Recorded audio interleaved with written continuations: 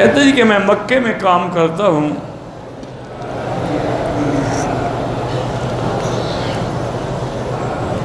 لیکن جب واپس آتا ہوں تو عمرہ نہیں کرتا۔ یہاں آنے کے بعد پھر مسجد عائشہ سے وہ تو آپ پہ دم پڑ جاتی ہے، آپ تو میقات کراس کر کے آئے۔ یہ تھوڑا ہے کہ جو آدمی مکے میں کام کرتا ہے اس کے لیے شریعت بدل جاتی ہے، اس کے لیے تو اور زیادہ لازم ہے کہ مکے کا احترام کرے، کبھی بغیر احرام کے نہ آئے۔ مسجد عائشہ حدود حرم سے باہر ہے، عمرہ ہو سکتا ہے، لیکن جو اپنے ملک سے آتے ہوئے عمرہ ہے اس کا تو مقابلہ نہیں ہے۔ مقام طواف کی 2 رکعت جو ہیں، اگر مقام ابراہیم کے پیچھے جگہ نہ ملے تو جہاں ملے پڑھ لو۔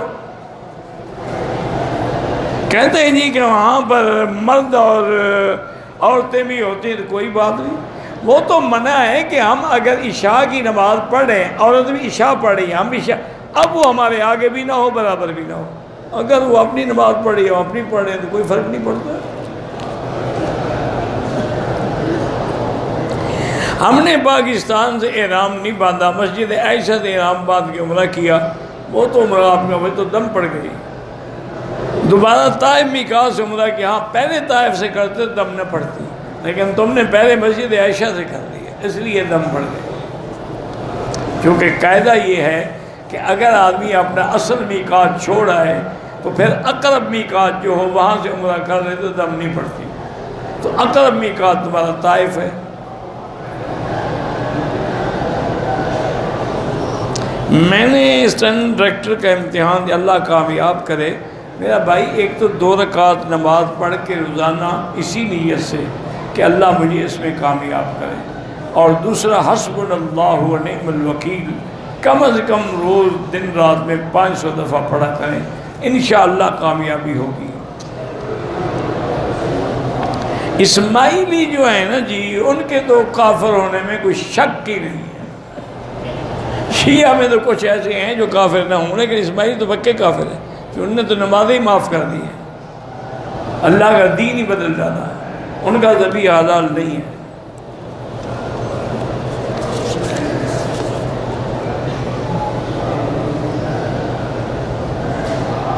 او میرا بھائی، یہ سانپ کا واقعہ میں نے بتا دیا ہے کہ کوئی واقعہ نہیں، نہ حدیث میں ہے نہ قرآن میں ہے۔ اب مجھے کیا پتا تم کہاں سے ڈھونڈ کے لے آئے ہو، بعض ضعیف کتابوں میں لکھا ہوا ہے جس کا کوئی اعتبار ہی نہیں ہے۔ جب اللہ نے قرآن پاک میں اول سے لے کر آخر تک سارا ذکر فرمایا کہ الا تنصروہ فقد نصرہ اللہ اذ اخرجہ الذین کفروا ثانی اثنین اذ ہما فی الغار اذ یقول لصاحبہ لا تحزن ان اللہ معنا فانزل سکینتہ علیہ وعیدہ بجنود، سارا واقعہ موجود ہے۔ یہ سانپ والی بات نعوذ باللہ اللہ نے کیوں نہیں ذکر کی؟ ایک دفعہ کہہ دی، اب ضد کا کیا علاج ہے؟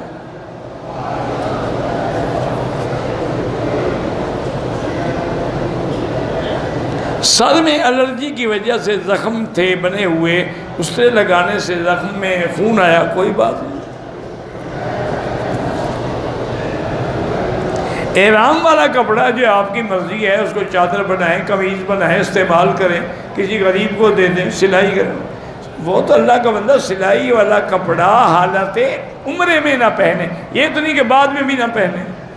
یا اس کپڑے کو آپ نے عمرہ کر لیا ہے تو اب وہ متبرک ہو گیا ہے، اس کے لیے قبر بنائیں گے؟ تم تو متبرک نہیں بنے، کپڑا ہو گیا۔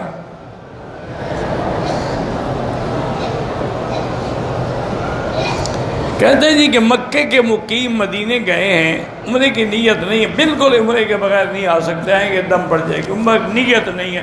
نیت تمہارے ہاتھ میں وہ میقات ہے جہاں سے میرے مدنی پاک نے احرام باندھا ہے۔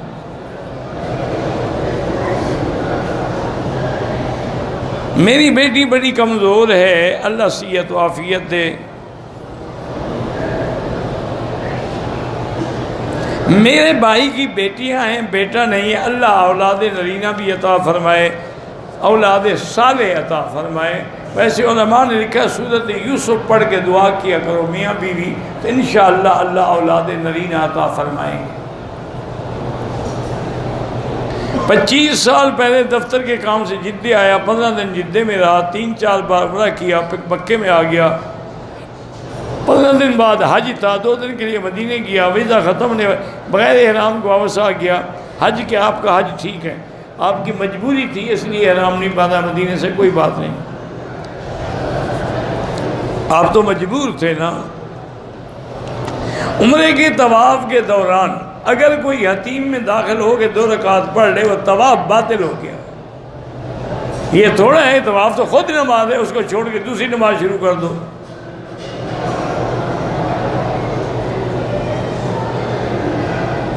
مدینہ میں ہیں، واپس نہیں آ کے گئے ہیں مکہ میں، پتہ نہیں کیا ہے۔ جامع مسجد کے جس حال میں 5 وقت کی نماز ہوتی ہے اس کے اوپر عورتوں کے لیے حال بنا ہوا ہے، عورتوں کے لیے قرآن کی کلاس بھی لگتی ہے، ٹھیک ہے، جائز ہے، وہاں حیض والی عورت نہ آئے، وہ مسجد ہے، مسجد کے حکم میں ہے۔ عمرہ کرنے والے کے لیے طواف الوداع واجب نہیں ہے، افضل ہے کر لو۔ قضاء عمری نماز ہے جیسے باقی نماز ہے، حضور کی نمازیں قضا ہوئی، آپ نے قضا پڑھی ہے۔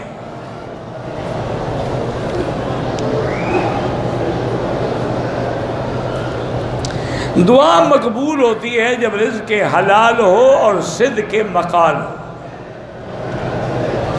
یعنی اندر بھی حلال ہو اور زبان پر بھی جھوٹ نہ ہو، اور پھر گڑ گڑا کے اللہ کے آگے رو رو کے دعائیں مانگے، انشاءاللہ ضرور قبول ہوتی ہے۔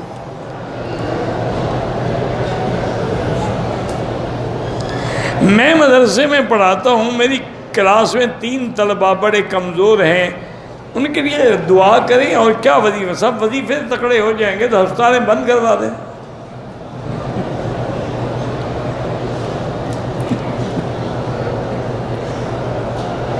ہم نے زمین خریدی تھی، اب وہ زمین ہمارے نام پہ نہیں کر رہے، 2 رکعت نماز پڑھ کے روزانہ اللہ سے دعا مانگیں۔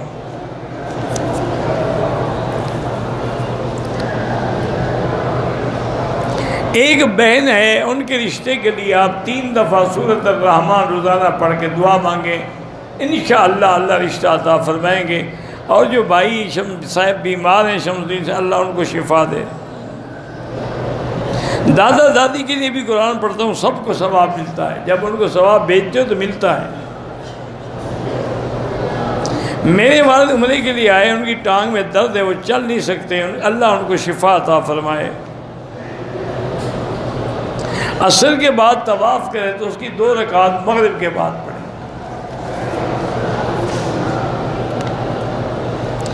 دانت میں درد ہے، ڈاکٹر نے پانی لگانے سے منع کیا، نماز وضو کے لیے تو کلی کرنی پڑے گی نا آپ کو۔ یہ اچھا ڈاکٹر ہے، کسی اور کے پاس جاؤ، کہے نماز ہی نہ پڑھو، دانت میں جو درد ہے۔ جیسے دانت کی وجہ سے نماز نہ ہونا، دانت نکال دو تو بہتر ہے، پھر درد بھی نہیں ہوگا اور پانی بھی پینے سے کچھ نہیں ہوگا۔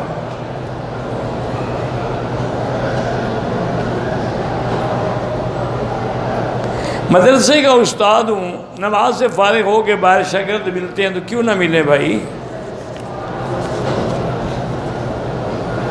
زمزم کے پانی سے آدمی نہا سکتا ہے، حاجی نہا سکتا ہے۔ جنازے کے بعد جو دعا مانگتے ہیں وہ بدعت ہے، جنازہ خود دعا ہے۔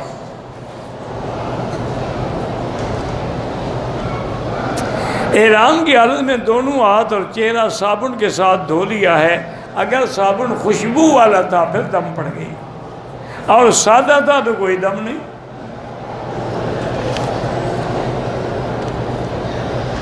کہتے ہیں کہ یہاں سے کفن کا کپڑا خرید کے لے جاؤ، کوئی فائدہ نہیں ہوتا۔ کعبے کا غلاف لے کے تم رام چندر پہ ڈال دو تو وہ بخشا نہیں جائے گا۔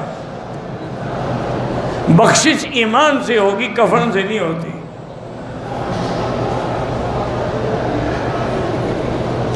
اگر چوتھائی حصہ بال کٹوائیں تو پھر وہ احرام کھل جاتا ہے، افضل یہ ہے کہ سارے کٹوائیں۔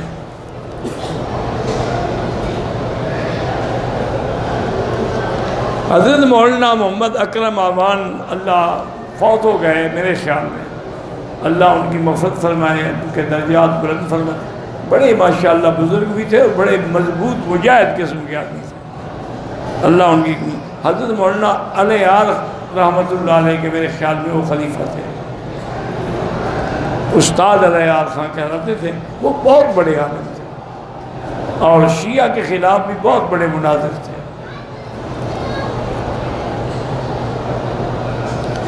شادی کو 22 سال گزر گئے، اولاد نہیں ہوتی، پہلے چیک اپ کرایا ہے، نقص کس میں ہے، میاں میں ہے یا بیوی میں ہے؟ جس میں نقص ہے اس کا علاج کراؤ، علاج کے بعد پھر دعا بھی مانگو کہ رب لا تذرنی فردا وانت خیر الوارثین۔ دیکھیں نا، بعض بیماریاں ایسی ہیں کہ جن کا علاج ہے، ہو سکتا ہے، اور بعض بیماریاں ایسی ہیں کہ جس میں اللہ نے جراثیم ہی نہیں رکھے ہیں، تو وہ کیا کریں گے؟ اور میرا ایک مشورہ ہے، یعنی یہ کوئی مسئلہ نہیں ہے، جن لوگوں کے جراثیم نہ ہوں اور وہ اولاد پیدا کرنے کے بالکل قابل نہ ہوں، تو کسی کی لڑکی کو کیوں پھنسا کے رکھا ہوا ہے؟ طلاق تو جائے، بیچاری کہیں شادی کرے، اس کی نسل بھی تو ماری گئی نا۔ اس کی جب کوئی اولاد نہیں ہوگی تو اس کا نام کون لے گا؟ اگر تمہارے اندر ہے امید تو پھر علاج کراؤ، اگر بالکل کوئی امید ہی نہیں ہے، دیکھیں جراثیم ہی نہیں ہے، تو پھر کیا کریں گے آپ؟ پھر بلا وجہ کسی کی لڑکی کو عذاب کیوں دو؟ ہمارے دیہات میں تو جی مصیبت ہے نا جی، وہ کہتے ہیں جی اولاد نہیں ہوئی، یہ عورت ہی ایسی ہے، ہم اپنے بیٹے کی دوسری شادی کریں گے، نقص خاوند میں ہوتا ہے۔ اسی لیے سعودی عرب میں اللہ ان کو جزائے خیر دے، ماشاءاللہ ان کا بڑا اچھا انتظام ہے، یہاں کوئی شادی ہو نہیں سکتی، پہلے میاں بیوی دونوں کو میڈیکل ٹیسٹ کرانا پڑتا ہے، ورنہ نکاح ہو ہی نہیں سکتا۔ اچھا، اس ٹیسٹ میں دو چیزیں ہوتی ہیں، ایک تو یہ دیکھا جاتا ہے کہ کیا یہ اولاد پیدا کرنے کے قابل بھی ہیں کہ نہیں، دوسرا یہ دیکھا جاتا ہے کہ کیا ان دو میں سے کسی کو کوئی موذی متعدی بیماری تو نہیں لگی ہوئی جو آگے پھر اولاد کو لگ جائے۔ اگر ایسا ہو اجازت نہیں ملتی، جان چھوٹ گئی نا، پہلے دیکھ لیا، جب شادی کا ارادہ ہو پہلے دونوں کو کہو میڈیکل ٹیسٹ کرا لو۔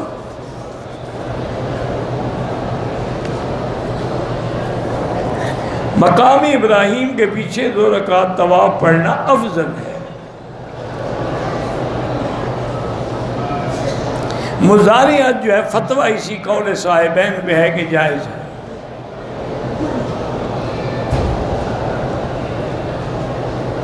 نہیں، دو وَلِمَنْ خَافَ مَقَامَ رَبِّهِ جنتان، دونوں مومن مسلمان کو ملیں گی، مومن ہو وہ انسان ہو یا جن ہو، دونوں کو انشاءاللہ ملیں گی۔ نماز میں سنتیں پڑھنا لازم ہے، سنتیں نہیں پڑھو گے تو انشاءاللہ ایک دن فرض سے بھی معلوم ہو جاؤ گے۔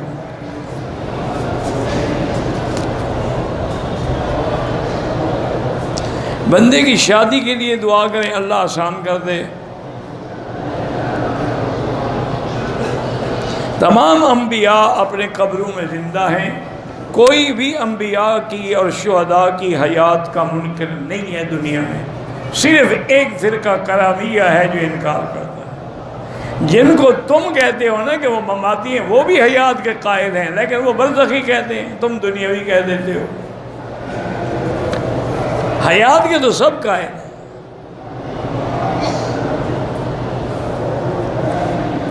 مقام ابراہیم کے 2 رکعت کے بعد طواف کے بعد 2 رکعت واجب ہے، نہ نفل ہے نہ سنت ہے۔ فرق کیا ہوا؟ باقی ائمہ کے نزدیک 2 رکعت سنت ہے، یعنی کسی نے طواف کیا اور 2 رکعت نہیں پڑھے تو ان کے نزدیک طواف ہو گیا، کوئی حرج نہیں، لیکن امام حنیفہ کہتے ہیں چونکہ واجب ہے تو قضا کرنی پڑے گی، 2 رکعت پڑھ جیسے وتر رہ جائے، قضا کرنا پڑتا ہے، یہ بھی پھر قضا کرنا پڑے گا۔ کہتے ہیں کہ جی ہاں، نماز جنازہ چھوٹوں اور بڑوں کا اکٹھے ہوتا ہے، دعا بھی تو اکٹھے ہے نا، حینا و میتنا و شاہدنا و صغیرنا و کبیرنا و ذکرنا و سب سب آگئے۔ میں آپ کے لیے دعا کرتا ہوں، اللہ پاک آپ کو جزائے خیر دے۔ آپ میرے والد کے لیے دعا کرتے ہیں، اللہ آپ کی دعائیں قبول فرمائے۔ یغفر اللہ لنا ولکم، نسأل اللہ لنا ولکم العافیہ۔ میں نے میقات کی دم پڑھا ہے، 3 عمرے کر لی ہیں۔ دم کا معنی یہ ہوتا ہے کہ ایک بکری ذبح کر کے غریبوں کو کھلاؤ مکے میں۔ ابھی پیسے نہیں ہیں، کوئی بات نہیں، جب اپنے ملک جاؤ کسی دوست کو پیسے بھیج کے دم کرا دو۔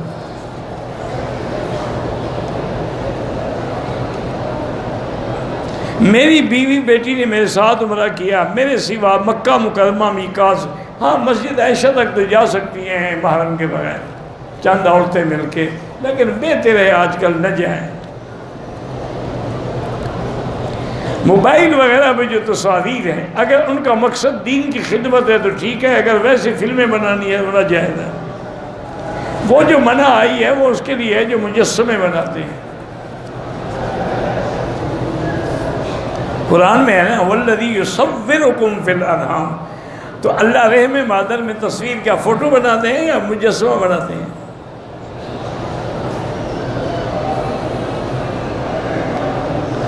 اگر زانی کو سنگسار نہ کیا جائے، اگر وہ بچ گیا ہے توبہ کرے، اللہ تو شرک کے وجہ ہر چیز معاف ہو جائے گی۔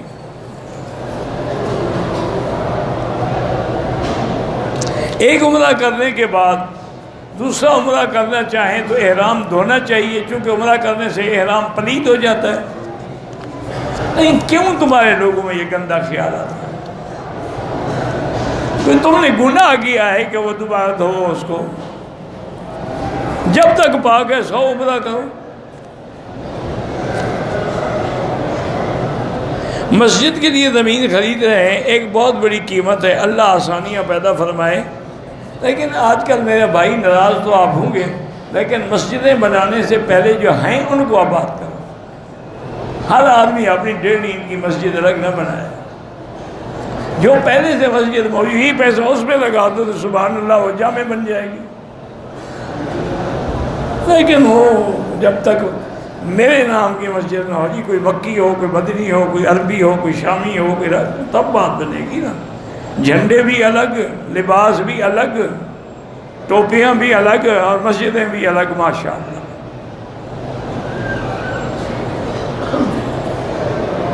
اللہ ہر جگہ موجود ہے اپنے علم کی معیت سے، وَهُوَ مَعَكُمْ أَيْنَمَا كُنْتُمْ، اس کو کہتے ہیں معیت علم۔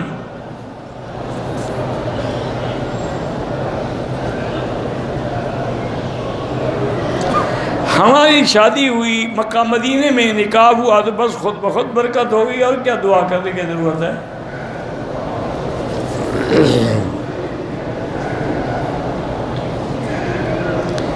میں نے لاہور سے احرام باندھا، روانہ ہوا، ہوائی جہاز میں احرام کے اوپر چائے کا گر گیا، ٹانگ کی ایک سائڈ بھی جل گئی، اسی احرام کے ساتھ عمرہ کیا تو کوئی حرج نہیں، کیا ہو گیا؟ جل گیا تو جل گیا، داغ لگ گیا تو لگ گیا، چائے کا داغ ہے، کوئی پلید چیز تو نہیں ہے۔ نفلی طواف بھی وہی ہے جو فردی ہے، جو عمرے والا ہے، کوئی فرق نہیں ہے۔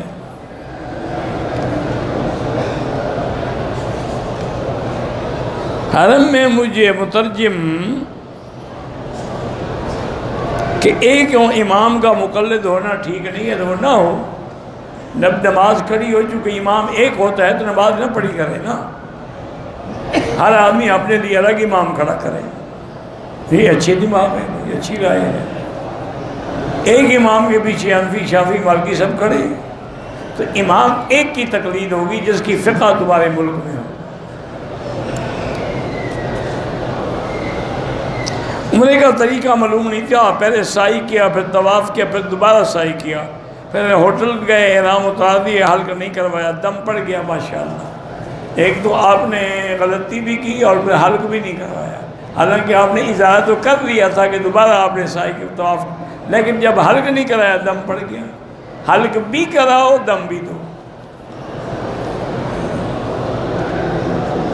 میرے ماموں بیمار ہیں، رشتہ رست اللہ شفا عطا فرمائے۔ مقام ابراہیم اگر پیچھے چلا جائے، جہاں موقع ملے پڑھ لے، نمازی کے آگے مجبوراً گزریں تو سجدے کی جگہ سے دور گزریں، ورنہ نہ گزریں۔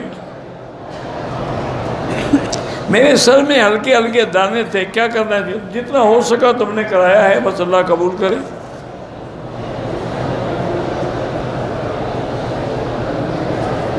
موبائل میں پتہ نہیں 10 روپے، مجھے نہیں پتہ کیا ہے، کیا لکھا ہے آپ نے، طباً مانا ہلاکت ہو۔ اولاد اگر نافرمان ہو تو روزانہ 2 رکعت پڑھ کے سورۃ اخلاص یعنی قل هو اللہ احد، یہ 100 دفعہ پڑھیں اور اللہ سے دعا مانگیں۔ ہر نماز کے بعد 7 دفعہ اصلح لی فی ذریتی انی تبت الیک و انی من المسلمین، اول آخر درود شریف پڑھ کے دعا کیا کریں، اللہ تبارک و تعالی ہدایت کے فیصلے فرمائیں۔ اصل میں تو میرا بھائی یہ ہے نا کہ ہم نے بھی اپنے ماں باپ کی نافرمانی کی نہ تو آج بھگت رہے ہیں۔ اگر ہم نے ماں باپ کی نافرمانی نہ کی ہوتی نا تو آج ہمیں بھی اولاد نافرمان نہ ملتی۔ یہ ہمارے اپنے کیا ہوا گناہ ہیں جو پیش آ رہے ہیں۔ وہ ایک واقعہ مشہور ہے نا کہ ایک لڑکے نے غصے میں آ کے باپ کو مارا، باپ گر گیا تو اس کو ٹانگوں سے پکڑ کے گھسیٹا، اور تھوڑا گھر سے باہر نکلا تو وہاں جب تک پہنچا تو وہ پہلے تو اس کا باپ پڑا ہوا، پھر یکدم اس کا باپ اٹھا اور 2 تھپڑ لگایا تو وہاں جا پڑا۔ انہوں نے کہا پہلے تم نے مجھے کیوں نہیں مارا؟ انہوں نے کہا یہاں تک میں نے باپ کو گھسیٹا تھا، تم نے مجھے وہاں تک گھسیٹ لیا، اب آگے تو میں برداشت نہیں کرتا۔ یہ تو جو کرو گے وہ بھرو گے، جو بو گے وہ کاٹو گے۔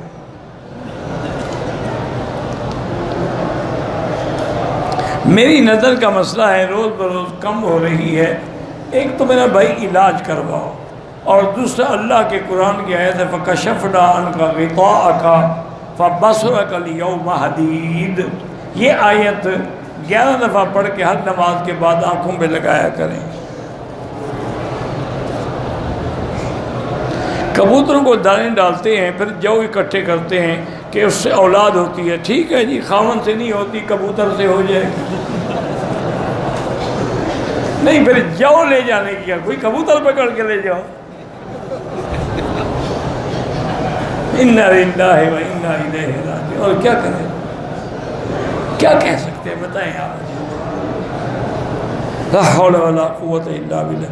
یعنی آپ حیران ہوں گے، آپ کے پاکستان کی بات میں کر رہا ہوں، میں کوئی یورپ کنٹری کی بات نہیں کر رہا۔ وہاں ایک پیر صاحب ہیں، ایک مقام ہے، وہاں پر مرد کے آلہ تناسل لکڑی کے بنے ہوئے بکتے ہیں، وہ لوگ لے آتے ہیں، عورت پھیرتی ہے کہ بچہ پیدا ہو جائے۔ اِنَّا لِلَّهِ وَإِنَّا إِلَيْهِ رَاجِعُونَ۔ للیاں والا پیر، یہ پتہ نہیں کیا کہتے ہیں اس کو۔ اس سے لوگوں کو پھر ملتا بھی یہی ہے نا۔ ایک تو شاہ جی نے لکھا، ایک واقعہ تھا سکھر کا، آپ نے پل شاید دیکھا، میں نے تو دیکھا ہے، وہ 2 حصے ہیں، ایک حصے کے بعد تھوڑا سا پھر وہ ٹھیک جگہ، پھر آگے پھر پل ہے، اسی درمیانی جگہ پر ایک فقیر بیٹھے رہتے تھے، داڑھی بھی اتنی بڑی تھی لیکن بیٹھا ننگا رہتا، الف ننگا، اور مرد اور عورتیں آگے جناب چوم رہی ہیں اور یہ کر رہی ہیں، اور کوئی ہاتھ باندھ کے بچہ نہیں ہوتا وہ بال توڑ کے دے دیتا۔ شاہ جی کو غصہ آیا، وہ گئے اور نے کہا بدبخت، ایک تو تم ننگے بیٹھے ہو، ننگے پہ اللہ کی لعنت ہوتی ہے، دیکھنے والے پر بھی اور دکھانے والے پر بھی، اور دوسرا یہ گندا بال۔ اور نے کہا شاہ جی جاؤ اپنا کام کرو، جو خدا کو چھوڑ کے میرے پاس ہیں ان کو یہ نہ دوں تو کیا دوں؟ انہیں جائیں آپ اپنا کام کریں، جو خدا کا دروازہ چھوڑ کے مجھ سے بچہ لینے کے لیے آتے میرے پاس پھر یہی کچھ ہے۔ شاہ جی کہتے ہیں میں حیران ہو گیا کہ بندے نے بات تو بڑی پتے کی ہے۔ بعض لوگ ہوتے ہیں اللہ عالم، اس کو کسی نے بتایا ہوگا کہ شاہ جی ہیں، ورنہ میں تو نہیں سمجھتا کہ اس کو کوئی علم ہو گیا۔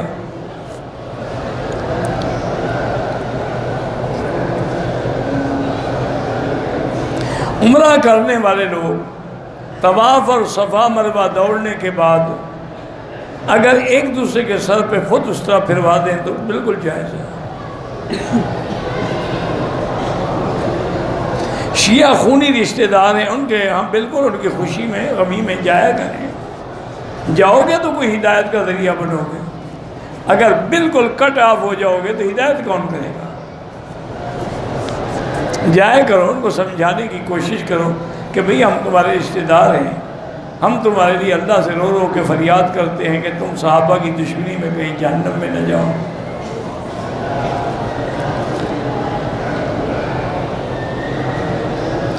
گھروں میں اتفاق کے لیے یہی ہے کہ اللہ کے نام ہے نا، یا لطیف و یا ودود الف بین قلوبنا، یہ پڑھا کریں۔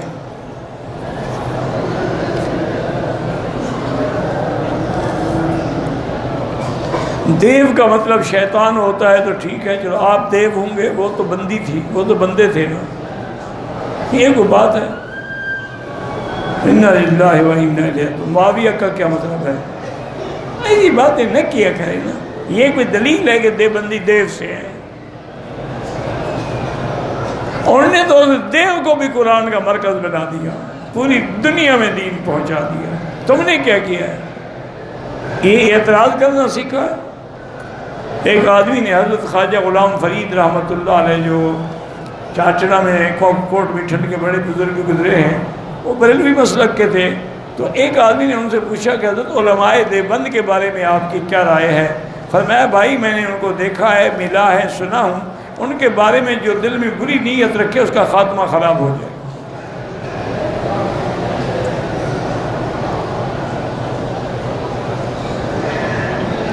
امیر کی اطاعت کرو، امیر ظلم کرے تب بھی اطاعت کرو جب تک کفر نہ کرے۔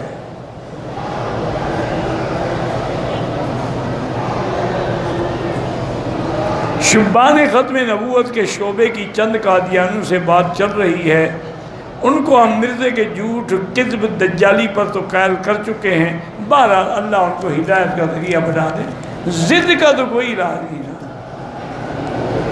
ورنہ ایمان سے کہیں، ایک طرف جمال محمد مصطفیٰ ہو اور ایک طرف وہ کانا دجال قادیانی ہو، وہ بھی نبی ہو سکتا ہے؟ کوئی عقل کی بات تو کرنا۔ جو آدمی ساری زندگی عرضی نویس رہا، پھر انگریزوں کا خوشامد میں کتابیں لکھتا رہا، فتویٰ جہاد کے خلاف دیتا رہا، وہ بندہ بھی نبی ہو سکتا؟ وہ تو انگریزوں کا پودا تھا کاشت شدہ، وہ نبی تھوڑا تھا۔ وہ ایک دفعہ کہتے ہیں، میں نے تو نہیں سنا، ہمارے ان علاقوں میں کسی جگہ، میرے خیال میں شاید ایک کروڑ پکے کی بات ہے یا میلسی وغیرہ کی بات ہے، کچھ نٹ ہوتے تھے کسی زمانے میں، تو وہ نقلیں شکلیں کر کے لوگوں کو ہنساتے تھے۔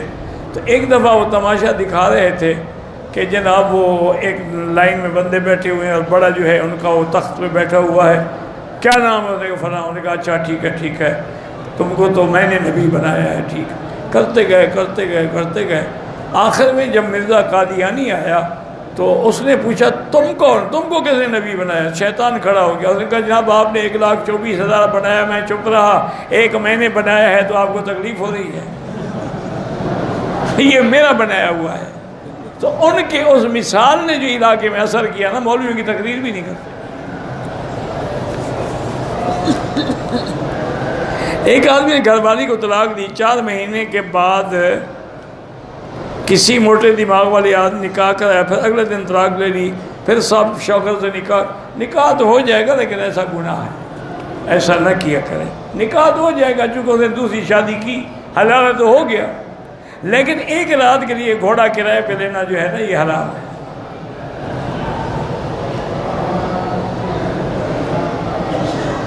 طواف کے دوران حتیم میں نفل پڑھے طواف نہیں ہوتا، خالی طواف کی نیت ہو تو کوئی نوافل کیا ہے، ہر طواف کے بعد 2 رکعت واجب ہے۔ اللہ کے بندے، پتہ نہیں نفل کہاں سے تم نے گھڑ رکھی ہے۔ ہمارے ایک ساتھی نے پاکستان سے احرام باندھا، بنیان نہیں اتاری تو دم پڑ گئی، سلا ہوا کپڑا جب پہنے ہوئے ہے وہ، زوال سے پہلے جو یہاں اذان ہوتی ہے وہ اعلان کے لیے ہوتی ہے تاکہ تم جمعہ کی تیاری کر کے مسجد میں آؤ، وہ نماز کے لیے نہیں ہوتی۔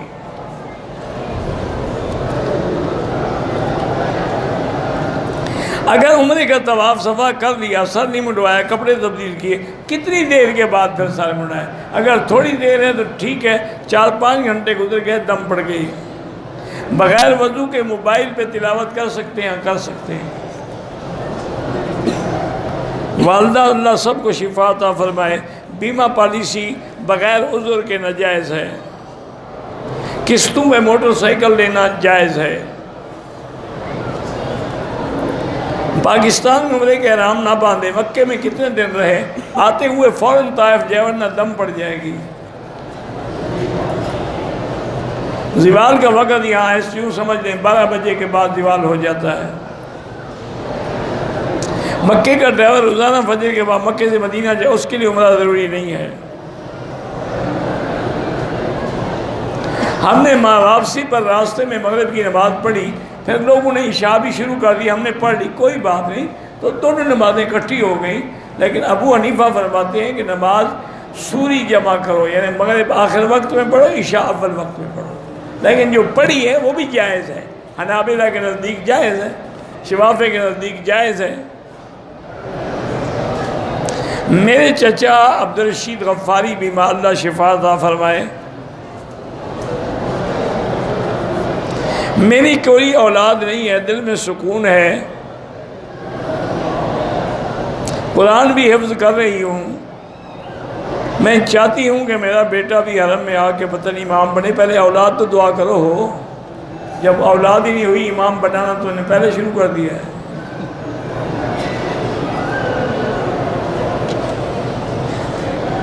لاہور سے احرام باندھ کے آئے، مکے میں عمرہ کیا، مدینہ واپسی بیوی کی طبیعت خراب، اگر واقعی بیوی کی طبیعت خراب تھی احرام نہیں باندھا تو کوئی جرمانہ نہیں۔ مجھے بیٹا ہوا ہے، کوئی اچھا نام رکھ دیں، صحابہ میں سے کسی کا نام رکھ دیں، سیدنا عمر ہیں، سیدنا علی ہیں، سیدنا عثمان ہیں، سیدنا صہیب ہیں، سیدنا خبیب ہیں، سیدنا بلال ہیں، کوئی نام رکھ لو۔ عمرہ کرنے کے بعد میاں بیوی آپس میں مل سکتے ہیں، بالکل مل سکتے ہیں جی، کوئی طلاق تو نہیں ہو جاتی نا۔ حالت احرام میں اگر احترام ہو جائے غسل کر لیں بس، اور کچھ بھی نہیں۔ میں نے طواف کیے ہیں 20 کے قریب، میں لیکن بعد میں نماز نہیں پڑھی، تو اب 2 رکعت کر کے پڑھ لو۔ جو لوگ انبیاء کو نہیں یعنی حیات کے قائل، نماز تو سب کے پیچھے ہو جاتی ہے۔ رمضان میں افطاری کے وقت سگریٹ پینا تو ہر حال میں حرام ہے، رمضان میں ڈبل حرام ہے۔ لوگ افطار کریں کھجور سے، تم کرو سگریٹ سے۔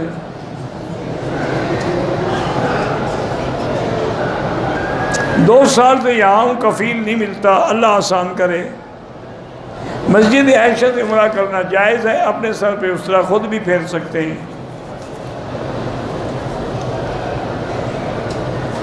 کہتے ہیں جی ہمارے ملک میں سبز ٹوپی والی ایک پارٹی ہے، وہ کہتے ہیں مکے میں نماز نہیں ہوتی اماموں کے پیچھے، تو ان کا حج کیسے ہوتا ہے؟ حج تو یہی امام پڑھاتے ہیں۔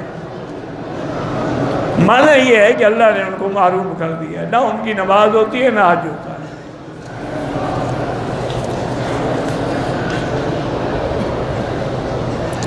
عمرے کے طواف میں حتیم میں چلے گئے، طواف